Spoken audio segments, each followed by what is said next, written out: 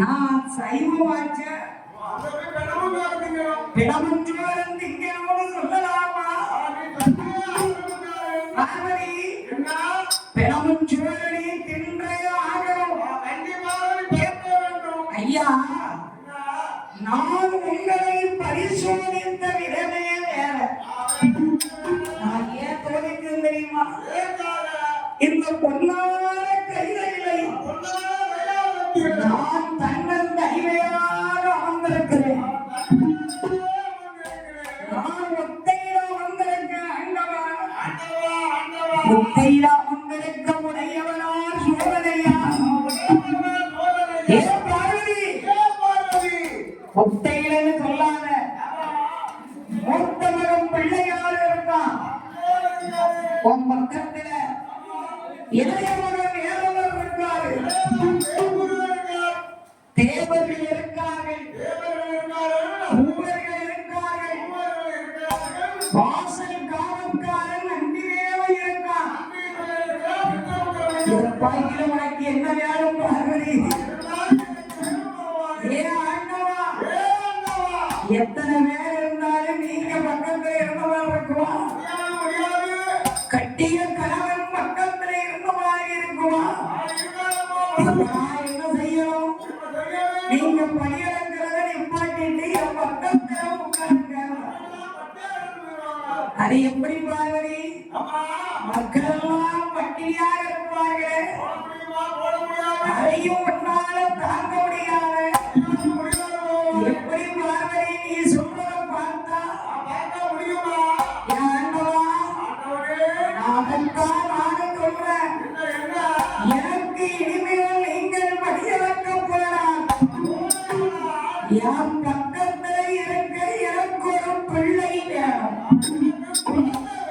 என்ன பார்வதி, பிள்ளை கேட்கிற வயசா உனக்கு? இருந்தால் யாருக்கும் மனதை வேணும்.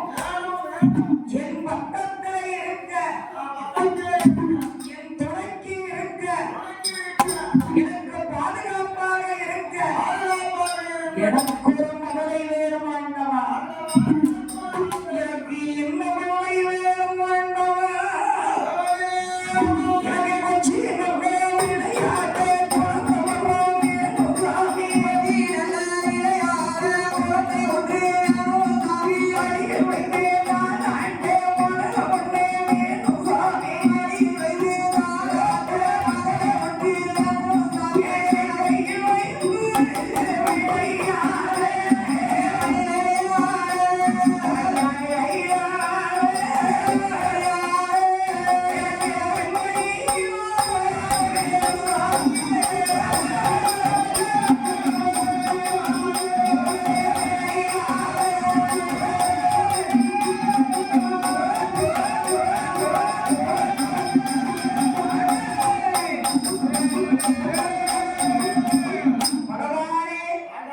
எனக்கு கொஞ்சம் விளையாட குழந்தை வேணும்.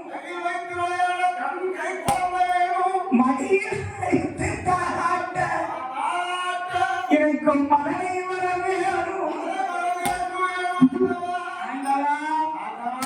எனக்கு எப்படி பிள்ளை? ஏன் பார்வதி, நம்மளாலதான் உனக்கு பிள்ளை கொடுக்க முடியாது. நான் உங்களை வச்சு பிள்ளை கேட்கிறேன்.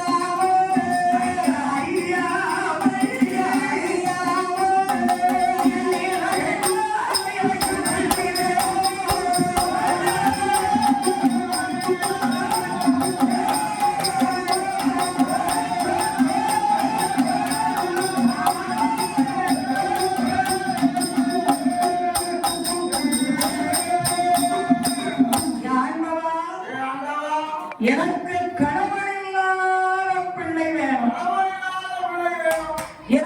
மன்னன் இல்லாதபடி குழந்தை வேணும்.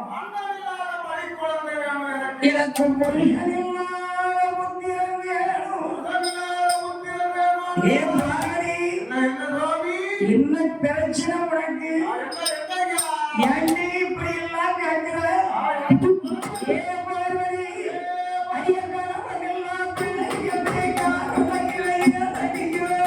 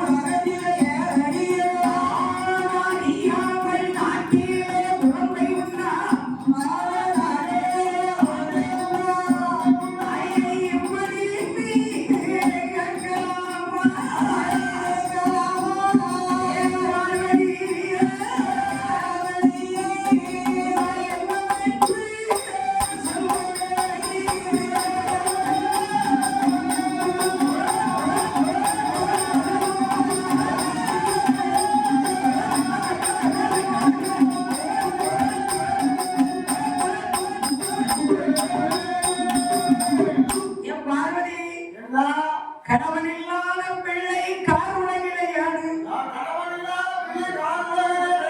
மன்னன் இல்லாத பிள்ளை மாநிலத்திலேயாது. புருஷன் இல்லாத பிள்ளை உண்டாடி வாழை இருந்தால் தான் மரமணியும். ஆமா, பூமி இருந்தால் தான் நிலம் விளையும். என் பார்வதி சித்திரை இருந்தால் தான் செவ்வரி இருந்தால் தான் சித்திரை எழுதலாம். அறிவிகட்ட பார்வதி என்ன கேட்டுட்ட?